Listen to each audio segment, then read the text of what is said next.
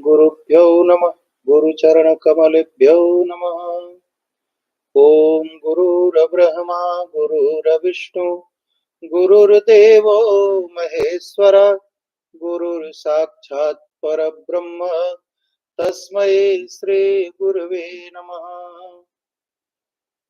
ओम रामाय नमः, रामभद्राय नमः, रामचंद्राय नमः, रघुनाथनाथाय नमः, सीतायाः पतये नमः। ओम हनुमते नमः।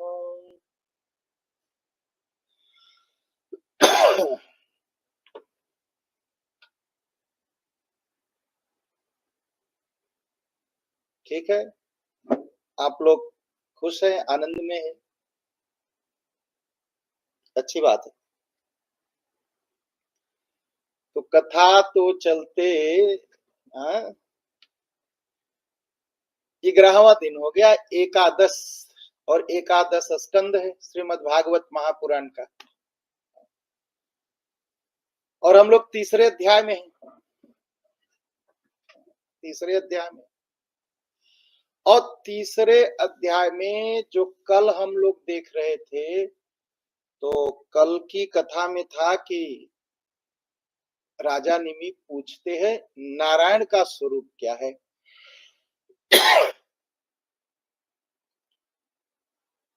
और आज का प्रश्न क्या है उनका?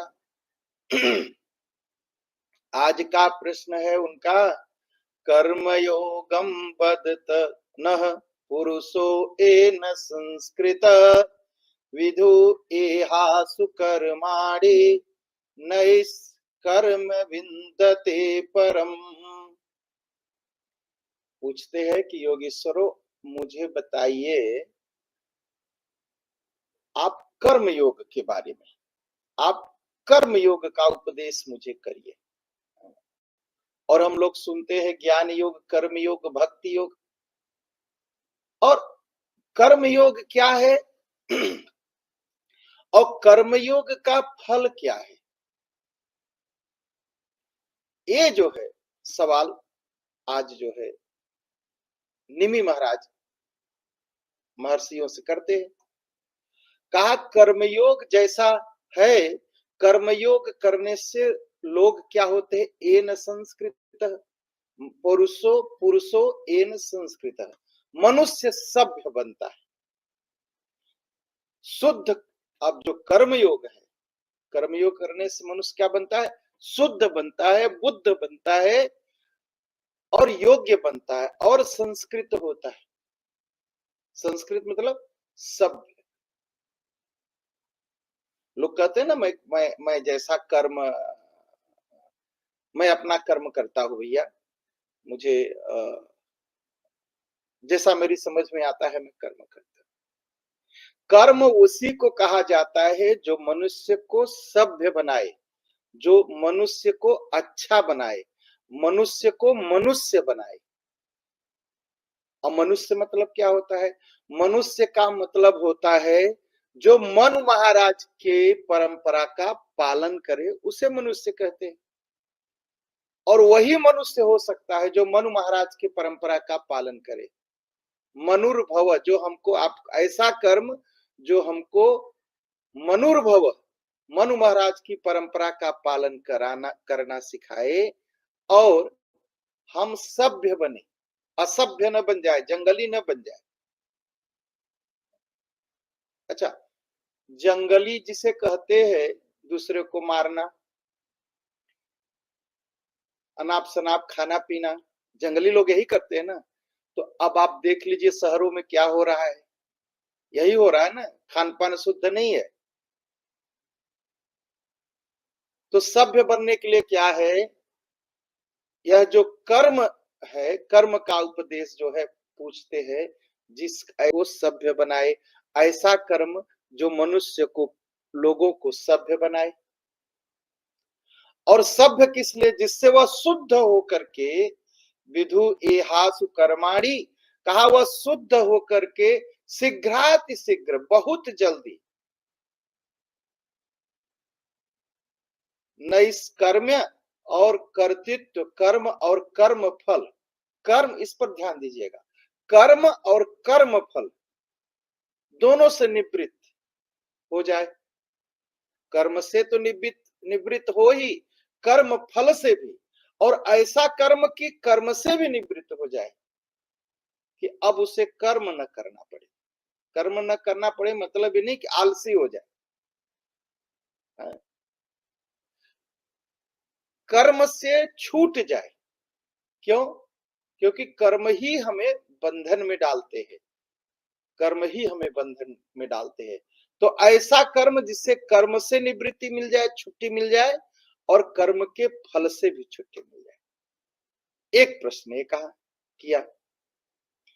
और दूसरा प्रश्न निमि महाराज करते हैं, कहते हैं कि एक बार मैंने यही अपने पिता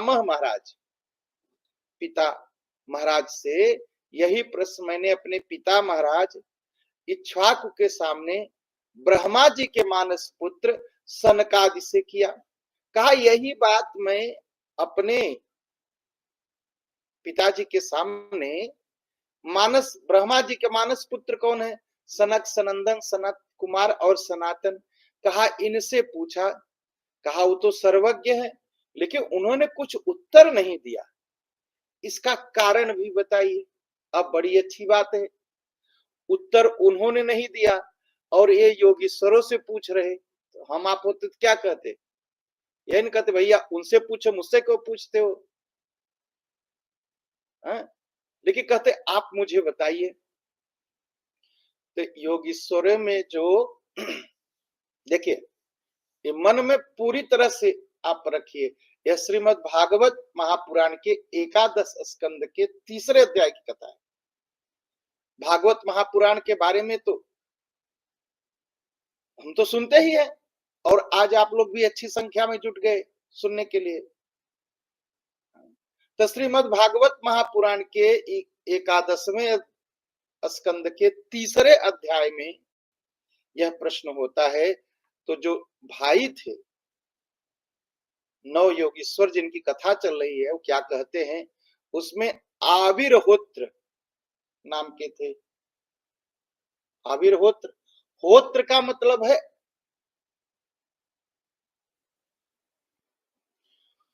होत्र का मतलब है हवन कर देना।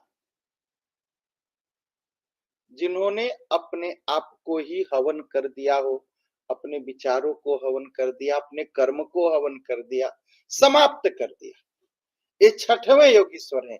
भाइयों में 6वें स्थान पर है ये। तो आविर्होत्र बोलते हैं, क्या बोलते हैं?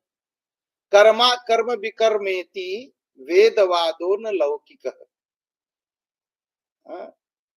कर्म है, अकर्म है और विकर्म है। कहा ये 3 को जानने के लिए वेद के द्वारा ही ये जाने जा सकते हैं। कर्म क्या है? जो शास्त्र कहते हैं। अकर्म क्या है? जिसको शास्त्र मना करते हैं। और विकर्म क्या है? उल्लंघन कर जाना, इन सबको डांक जाना। कहा ये सब जो है वेद के द्वारा ही हम जान सकते हैं, क्या करना चाहिए, क्या नहीं करना चाहिए, क्या उल्लंघन हम कर जाते हैं। कहा ये सब कैसे जान सकते हैं? कहा ये वेद के द्वारा। और अच्छा, जो शास्त्र है क्या है? शास्त्र क्या है? ये नियम है। किस नियम, किसके लिए नियम बनाए गए? इस संसार को चलाने के लिए नियम बनाए गए। कहा नियम हम कुछ नहीं मानते। कहा नियम नहीं मानेंगे तो क्या होगा? अगर कार चलाने वाला कहे नहीं नहीं मैं तो आजाद हूं, मैं तो नियम नहीं मानूंगा, और जब कार चलाएगा सड़क पर तो क्या हो? इसलिए कि सड़क व्यवस्था ठीक से चले, लोग जल्दी से, तीव्र गति से, जल्दी से अपने जगह पहुंच जाए जहां जाना चाहते हैं, और सुरक्षित होकर के पहुंच जाए, ऐसा नहीं कहीं एक्सीडेंट कर दे। तो शास्त्र भी जो नियम बनाए हैं, ये ऐसा नहीं कि हमको बंधन में डालने के लिए नियम बनाए गए। कुछ लोग कहते हैं ना घमंड बस, हम शास्त्र वस्त्र नहीं मानते हैं। नहीं मानते हैं मतलब आपकी जिंदगी में एक्सीडेंट होगा। अगर आप शास्त्र नहीं मानते हैं तो एक्सीडेंट होना होना है। और उस एक्सीडेंट का जानते क्या फल होगा? अपना जीवन बर्बाद करेंगे, चार का और बर्बाद करेंगे। तो शास्त्र मानना ही, शास्त्र में जो नियम बताए गए हैं उसको मानना ही कर्म है। और शास्त्र में जिस जिस नियम को, जिस बात को न करने के लिए कहा गया, वह क्या है? वह विकर्म है। अब कहेंगे, अब जैसे मैं कहूं कि मैं पंडित हूं, तो अब पंडित होकर के जींस पहन के तो पंडित हो नहीं सकते। और आजकल तो बड़ा फैशन चला है, कभी कभी मैं देखता हूँ वो यहाँ से दाढ़ी काट लेंगे, यहाँ से दाढ़ी काट लेंगे, यहाँ से मोछ काट लेंगे, और फिर वो मुसलमानी पगड़ी पहनकर कहेंगे मैं पंडित हूँ, मोदेरन पंडित हूँ, अपने को कहेंगे। पंडित मोदेरन नहीं हो सकता, पंडित पंडित होता है। हाँ? उसका वप, वस्त्र और वाणी शुद्ध होनी चाहिए, शरीर की बनावट भी शुद्ध होनी चाहिए, उसका पहनावा, उसका सजावट भी ब्राह्मण का होना चाहिए, और वाणी भी ब्राह्मण की होनी चाहिए। उसे कहा गया वप, वस्त्र और वाणी। ऐसे नहीं कि आप मनमाना कुछ पहन लोगे। अब कोई कहे कि मैं सन्यासी हूं, अब सन्यासी होकर के जींस पहन करके चले तो उसे कोई सन्यासी मानेगा? होना भी नहीं चाहिए, मानना भी नहीं चाहिए। अगर आप सन्यासी है तो आपको ऑरेंज कलर का कपड़ा पहनना है। अरे मैं सन्यासी नहीं, मैं, मुझे अच्छा लगता है इसलिए पहनता हूं, मैं सन्यासी नहीं हूं। लेकिन जिन्होंने विधिवत सन्यास लिया है उन्हें वस्त्र पहनना है। कैसा वस्त्र पहनना है? लाल, पियर, उज्जर, करिया नहीं, ऑरेंज कलर का उनके लिए बनाया गया। शास्त्र ने नियम बनाया कि वो जो है ऑरेंज कलर का ही वस्त्र पहनेंगे। अब कोई ये नहीं कर सकता, नियम के बाहर नहीं जा सकते। नियम के बाहर चलना मतलब एक्सीडेंट होना। और कोई कहे मैं सन्यासी हूं, मैं तो ऐसे आजाद जीता हूं, मैं सन्यासी नहीं। भैया, मनमानी नहीं है, नियम शास्त्र बनाए हैं। अब सब क्या, अब आजकल क्या हो रहा है, कोई किसी को भी सन्यास दे रहा है, कोई किसी को भी सन्यास, कोई भी जाके सन्यास ले लेता है। यह शास्त्र में इसकी मनाही है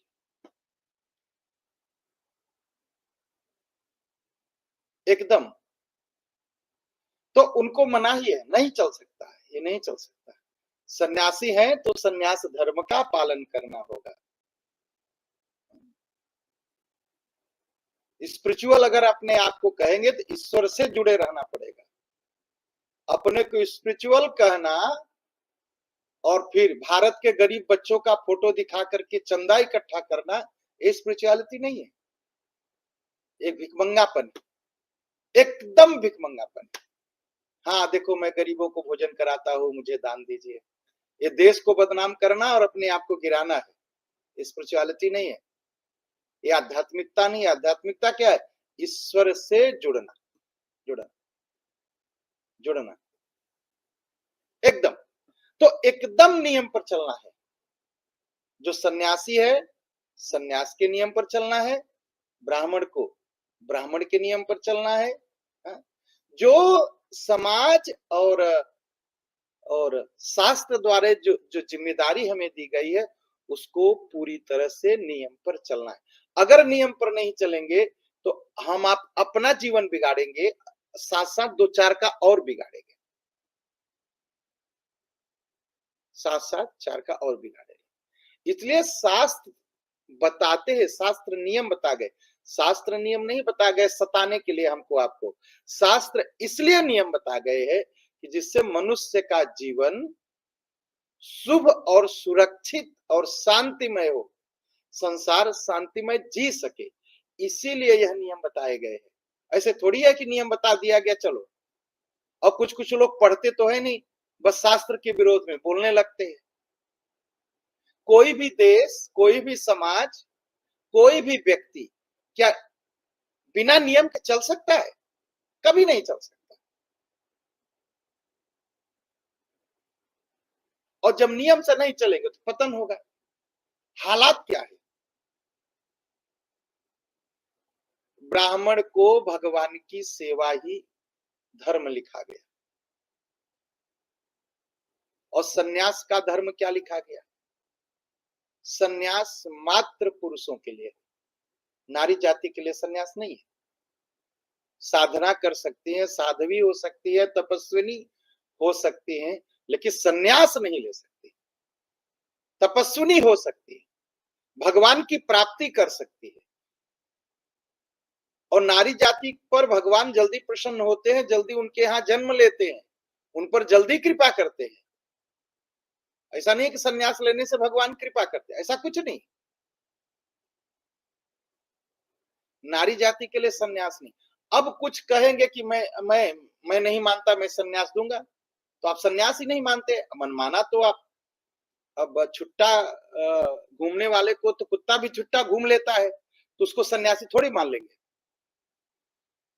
विधिवत जो शास्त्र में नियम है, उस नियम से अगर चलेंगे तो ही सन्यासी माने जाएंगे। और आजकल सन्यासी क्या है? मैंने तो अपनी आंख से देखा, गृहस्थ जो विवाहित पति पत्नी है, हाँ, जिस पर पति पत्नी सोते हैं, सन्यासी लोग जाकर के उन्हीं के बिस्तर पर सोते हैं। ये महापाप है। सन्यास जो ऐसा करेगा अपने घर में कि सन्यासी को अपने बिस्तर पर सुलाएगा जिस पर वो सोते हैं पति पत्नी, तो पहला नियम है पति पत्नी का संबंध नष्ट हो जाएगा। दूसरा है उस सन्यासी का सन्यास धर्म नष्ट हो जाएगा। लेकिन मैं देखता हूं इसलिए कहता हूं, और आप सबके सामने कर रहा हूं, आप लोग बुरा मत मानिएगा, आप लोगों के सामने इसलिए कर रहा हूं कि आप सुनने के लिए तैयार हैं। और दूसरे जगह कहूंगा तो कहेंगे पंडित जी निंदा कर रहे हैं। सन्यासी अगर घर में आए तो एक दिन रुके गृहस्थ के यहाँ, और गृहस्थ के बिस्तर में न सोए। कहां सोए? अलग कमरे में सोए। पहली बात, जमीन पर सोए, और जितने से पेट भर जाए उतना ही भोजन करे।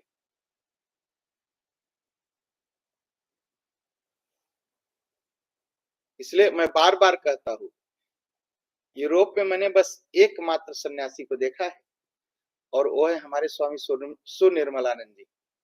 मात्र एक सन्यासी को देखा।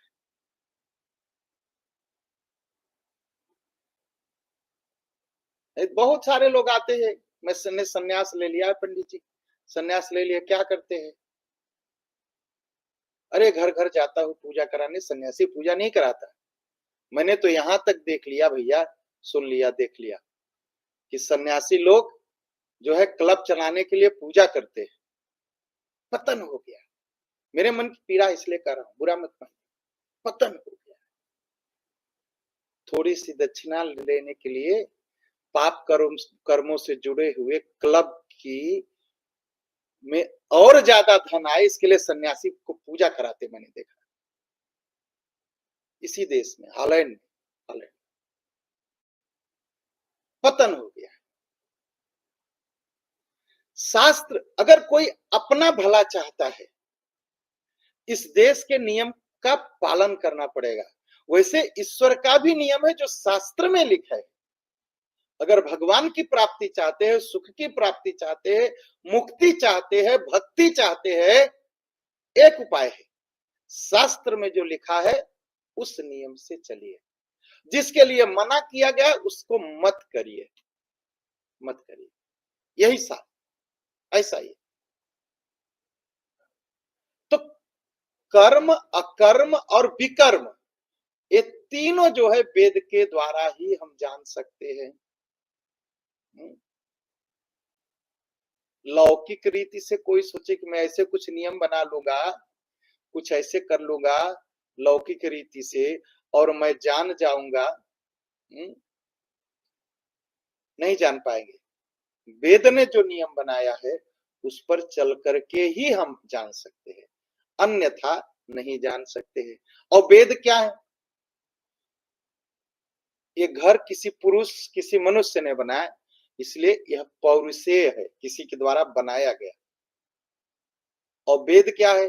किसी मनुष्य के द्वारा नहीं बनाया गया, अपौरुषेय है, मतलब किसी मनुष्य के द्वारा बन ही नहीं सकता। और वेद क्या है? ईश्वर का ही स्वरूप है वेद।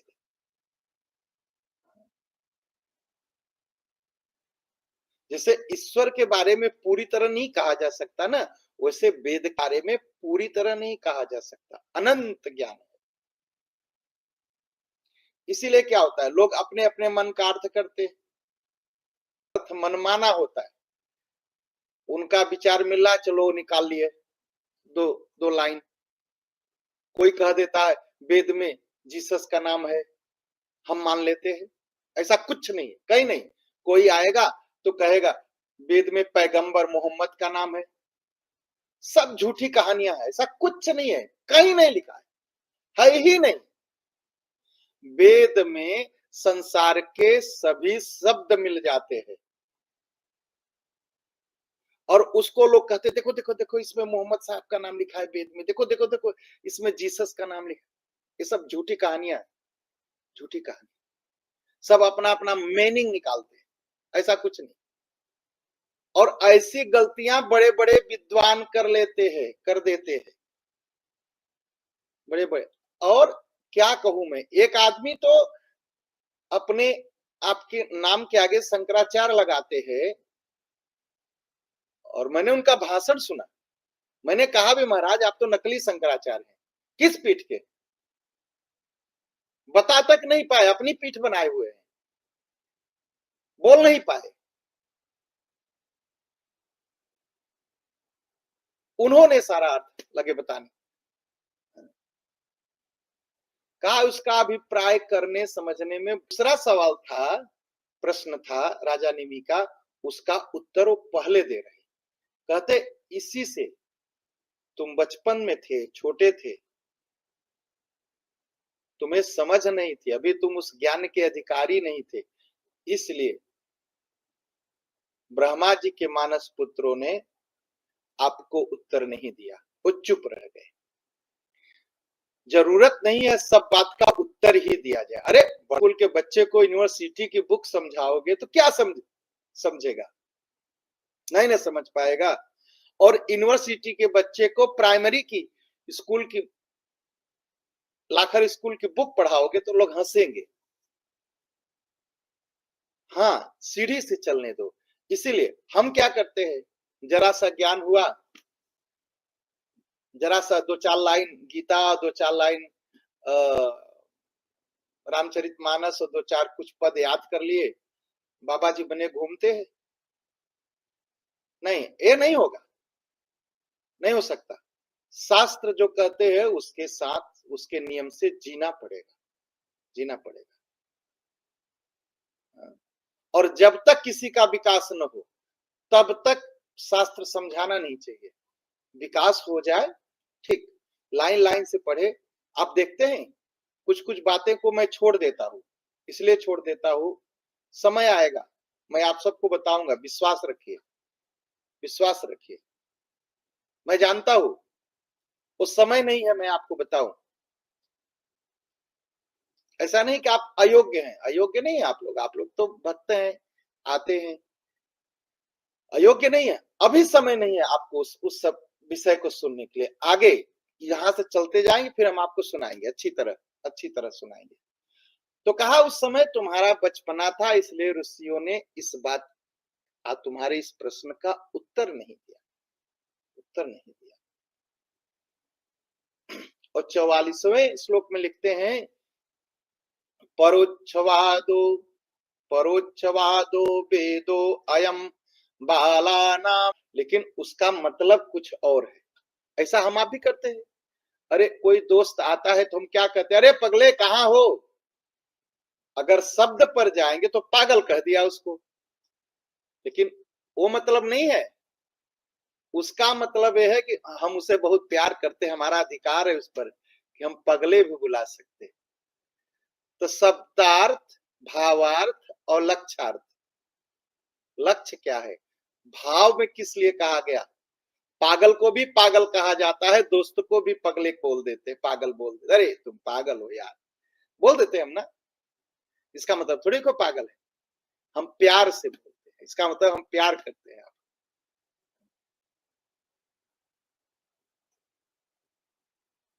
इसका मतलब वेद में उसे कहा गया एक परोक्षवाद, परोक्षवादो वेदो अयम बाला नाम अनुशासनम कर्म मोक्षाय कर्माणि विधत्ते हय गदम यथा। कर्म, वेद क्या कहते हैं? कर्मों की निवृत्ति के लिए कर्म का विधान बताते हैं। वेद क्या करते हैं? हम कर्म से छूट जाए, हमारा कर्म करने की आदत छूट जाए, हम कर्म ही न नहीं। तो माताएं क्या करती हैं? उसको लड्डू में, मिठाई में मिला देती हैं और मेरे लड्डू खा लो, यही करती है माता जी लोग। बच्चा क्या करता है? लड्डू के लालच में वो दवा खा लेता है।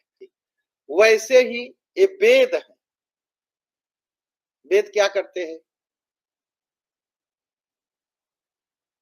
तो उनको स्वर्ग की लालच देते हैं। चलो, अरे पूजा पाठ करो, जप करो, स्वर्ग की प्राप्ति होगी। तो स्वर्ग के लड्डू में लपेट करके हमें कर्म बंधन से मुक्ति दिला देते। ये कर लो, थोड़ा फूल चढ़ा लो, थोड़ा पूजा कर लो, थोड़ा मंत्र जप लो, यज्ञ हवन कर लो। जैसे माँ अपने बच्चे को लड्डू के बहाने दवा खिलाती है, वैसे वेद माता है। वेद हम लोग क्या है? माँ है। स्वर्ग आदि का से छूट जाते हैं। और कभी कभी क्या होता है, कुछ लोग अनभिज्ञ है, नहीं मानते हैं। हाँ, थोड़ा सा लालच दे करके उनको शुभ कार्यों में लगा करके कर्म से मुक्ति दिलाने के लिए वेद एक बहाना ढूंढा है, जो बहुत प्यार करती है। तो वेद भी माँ है, जो संसार के सभी जीवों को एकदम माँ की तरह प्रेम करती है।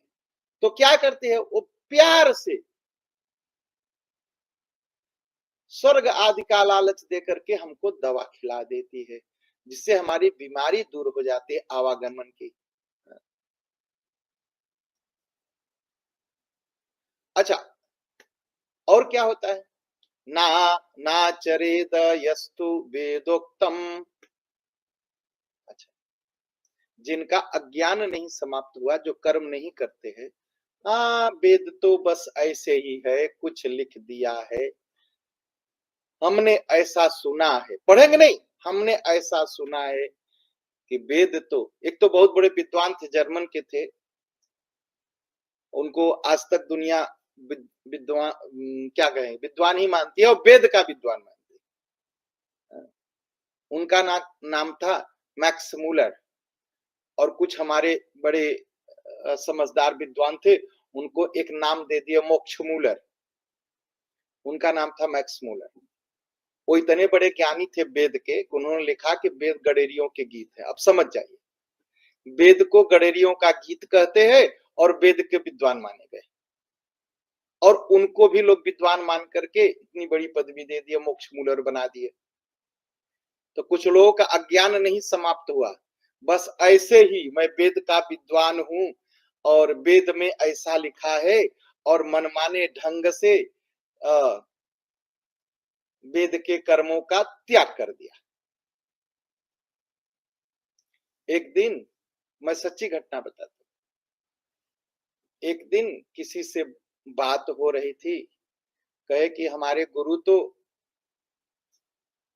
औरतों को सन्यास देते हैं। हम कहा बहुत अच्छी, क्या बुरा लगने से क्या बात है, आपके गुरु देते हैं, आप दें, उनकी उनके विचार है, मुझे क्या लेना देना है। हाँ? तब से कहे कि जो याज्ञवल्क्य थे, वो भी तो दो पत्नियां थी उनकी, गार्गी और मैत्रेयी। हम कहा हाँ, तो उसमें आपके गुरु का क्या लेना देना है। कहे जब याज्ञवल्क्य कर सकते थे तो हमारे गुरु को भी करना चाहिए। हम कहा सुनिए, बुरा नहीं माने। कहे नहीं। हम कहा याज्ञवल्क्य, मैत्रेयी और गार्गी दोनों से याज्ञवल्क्य ने विधिवत विवाह किया था, तो क्या आपके गुरु भी विधिवत विवाह किए हैं क्या? आज तक नहीं बोलते, आज तक वेद का नाम लेकर के इतनी बड़ी बात कहने लगे, आज तक बात नहीं करते मुझसे, संबंध ही तोड़ दिया, काट दिया, एकदम लाइन ही कट गई। मनमानी आचरण करने से और वेद का नाम लेने से कोई विद्वान थोड़ी हो जाएगा।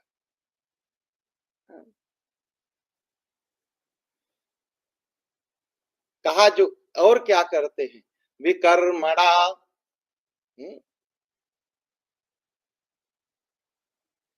विकर्मणा हय धर्मेण मृत्योर मृत्युमुपैति सह। कहा जो ऐसा करते हैं ना, जो मनमाने ढंग से शास्त्रों का परित्याग करके मनमाने ढंग से वेद और शास्त्र का अर्थ करते हैं, वो अधर्म रूप है। वह अधर्म है। अधर्म मतलब वह पाप है। सुनिए, हॉलैंड में बैठ करके आप श्रीमद् भागवत महापुराण की मैं सत्य कहता हूं, ये व्याख्या नहीं सुन पाएंगे। मेरी जितनी बुद्धि है मैं बताने की कोशिश कर रहा हूं। विद्वान लोगों से मैं क्षमा मांगता हूं, शायद मैं पूरा नहीं कह पा रहा हूं या मेरी समझ में नहीं है, लेकिन फिर भी आपको सत्य कहता हूं। आप जो बैठे हैं यहाँ ना, आप हमारा आपका सौभाग्य है। ये सत्य है, सत्य है, सत्य है। बार बार जो मनमाने आचरण करते हैं, शास्त्र विरुद्ध आचरण करते हैं, वो बार बार जन्मेंगे, बार बार मरेंगे, बार बार जन्मेंगे, बार बार मरेंगे। इसलिए शास्त्र जो कहते हैं उसी को मानने में भलाई, उसी को मानने में भलाई। तो क्या करना चाहिए? कहा सब फल की अभिलाषा छोड़ देनी चाहिए और भगवान को समर्पित कर वेदोक्त कर्म का, जो शास्त्र कहते हैं, उसका अनुष्ठान करना चाहिए। वेद क्या कहते हैं? मंत्रों का जाप करिए। वेद क्या कहते हैं? हवन यज्ञ इत्यादि करिए। वेद क्या कहते हैं? दान करिए। वेद क्या करते हैं? संतोष करिए। इन सब बातों का अनुष्ठान करिए। और जो वेद में कहे गए कर्म हैं, कर्मों से उनसे क्या होगा? ज्ञान की सिद्धि मिल जाएगी। कर्म करिए, सिद्धि मिल जाएगी। कर्म करिए। आप सोचेंगे ज्ञान होगा तो कर्म करेंगे, ऐसा नहीं। कर्म करिए। अगर कहा गया वेद में कि भगवान को फूल चढ़ाइए, पुष्प चढ़ाइए, तो चढ़ाइए, ज्ञान अपने आप आएगा, आएगा। पहले आप करिए एक बार।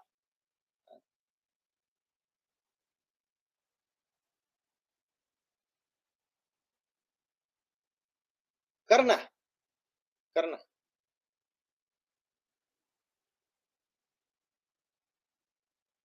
और कहते हैं 47वें सैफन फेर तक जो श्लोक है उसमें कहते हैं कि राजन, जो मनुष्य चाहता है कि शीघ्र से शीघ्र मुझे ब्रह्म तत्व की प्राप्ति हो जाए, ब्रह्म स्वरूप का ज्ञान हो जाए, तो उसे, और मेरी जो गांठें हैं, कैसी गांठें? जो गांठें मैंने कल्पना से बांध ली है, अपने आप से, अपनी कल्पना से गांठें बांध ली है, जो मैंने गांठें बांध ली हैं, हाँ, और जो लोग चाहते गांठें खुल जाएं, तो उनको क्या करना चाहिए? वैदिक और तांत्रिक विधिनोपचरेद देवम तंत्रोक्तेन च केशवम। वैदिक विधि और तांत्रिक विधि, जो पद्धति समझ में आए, उस पद्धति से भगवान की आराधना करेंगे। अब कहेंगे तांत्रिक विधि क्या है? तंत्र तो यूरोप में इतना बदनाम कर दिया लोगों ने, और योग भी बदनाम ही हो रहा है। आप सुने हैं ना कैसे कैसे योग है? नाम सुनाऊं? बियर योगा का नाम सुने हैं ना? पतंजलि, पूरा योग की जो इंसाइक्लोपीडिया, जो पुस्तक पतंजलि योग दर्शन देखाइए, उसमें आप सोचिए। एक दूसरा है योगा चला है, नैकेड योगा, नंगे होकर के योग करना, नैकेड योगा। भारत में गए थे, पुलिस ने वो पिटाई की, वहां से भागे। नैकेड योगा चला, बियर योगा चला, क्या क्या नाम रख रख करके पैसा कमाने का धंधा संसार में चल रहा है योग के नाम पर। वैसे तंत्र के नाम पर कितना पापाचार हो रहा है। तंत्र ऐसा एकदम नहीं है, ऐसा कुछ है ही नहीं। जो तंत्र के नाम पर पापाचार हो रहा है। तंत्र एक विधान है भगवान की प्राप्ति का। श्रीमद् भागवत महापुराण में लिखा है, विधिनोपचरेत देवम तंत्रोक्तेन च केशवम। कहा वैदिक विधान से और तांत्रिक विधान से ये भगवान की, दोनों भगवान की प्राप्ति के रास्ते हैं। कहा इन पद्धतियों का पालन करके भगवान की आराधना करनी चाहिए और मनमाना ढंग से नहीं। अब लोग मनमाने ढंग से कुछ आजकल तो गूगल पर पढ़ करके, इंटरनेट पर पढ़ के मंत्र जपने लगते हैं, गूगल पर देख के पूजा करने लगते हैं, गूगल पर देख के पंडित बन जाते हैं। और कभी कभी लोग आते हैं, पंडित जी हाँ मैं भारत से पढ़ के आया हूँ, मंदिर में सेवा कर सकता हूँ। अरे भैया आइए सेवा करिए ना। तो कहे सेवा क्या है? हम कहा भगवान का बर्तन साफ करना, भगवान का कपड़ा साफ करना, भगवान के लिए दिया बनाना, भगवान का पंचा। अरे मैं पंडित हूं, मैं सब करूंगा? यह पंडित का ही काम है, जनता का काम नहीं है। पंडित का काम है भगवान का वस्त्र देखना, ठीक है कि नहीं ठीक है। पंडित जी का ही काम है जो है भगवान के लिए पंचामृत बनाना। पंडित जी का ही काम है भगवान की सेवा में जो बर्तन आते हैं उनको साफ करना। और जब इतना कहा तो भाग खड़े हुए, क्योंकि ये यहां वहां कुछ पढ़ के आ गए हैं, बस कोई ज्ञान नहीं। भगवान की सेवा पंडित को करनी है, मंदिर में, घर में भी, घर में भी। और पंडित जी लोग आते हैं, बस चलो बैठ जाओ सब कर देंगे। और जनता तो आप लोग इतने बढ़िया हैं, इतने अच्छे हैं और इतने सुंदर हैं कि आप लोग सब कर देते हैं। अच्छी बात है, सेवा का फल आपको मिलता ही है, लेकिन पंडित जी को करना चाहिए। पंडित जी को लगता है हम आर्डर देने वाले हैं और सब आर्डर हमारे आर्डर पर चलने वाले हैं। ऐसा नहीं, भगवान की सेवा पंडित जी के हाथ होनी चाहिए, करनी चाहिए। तो क्या करना चाहिए? मनमाना ढंग से नहीं। लब्धा अनुग्रह आचार्या तेन संदर्शितागम। पहले सेवा करना चाहिए, किसकी? आचार्य की। आचार्य मतलब गुरु। अब ये भी बता दूं, आजकल बड़े आचार्य बने घूमते, वो भारत में जाएंगे, वो कहीं छपवा लेंगे, फिर कोई साइन कर देगा, आएंगे यहाँ डिप्लोमा दिखाएंगे, मैं आचार्य हो गया। ऐसे बहुत आचार्य नकली बने घूमते हैं। तो आप पहले क्या करना चाहिए? आचार्य की सेवा करनी चाहिए।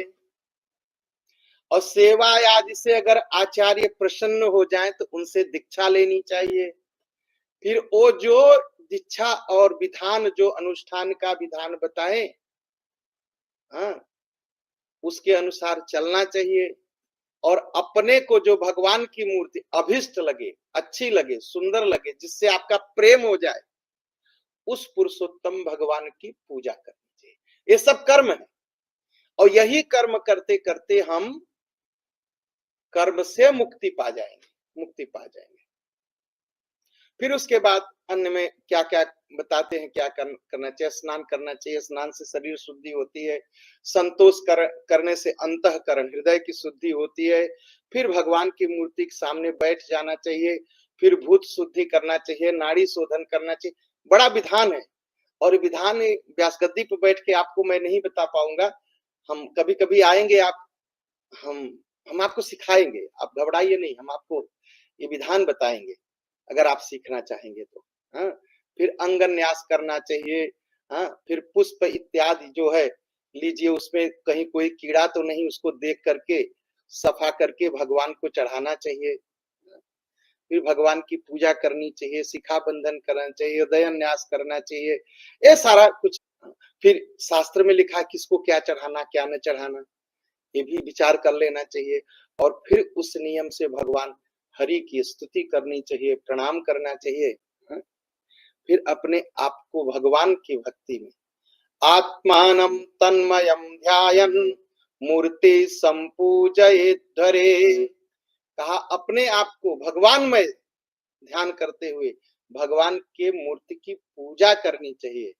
और भगवान की पूजा में जो फूल चढ़े हैं ना, उसको उठा के माथे लगा लेना चाहिए, प्रणाम कर लेना चाहिए। कहा ऐसा करने से क्या होगा?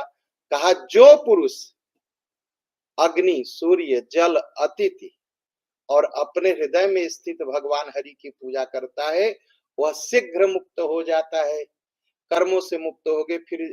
फिर जो है जन्म और मृत्यु के चक्र से मुक्ति मिल जाएगी और जीवन धन्य बन जाएगा।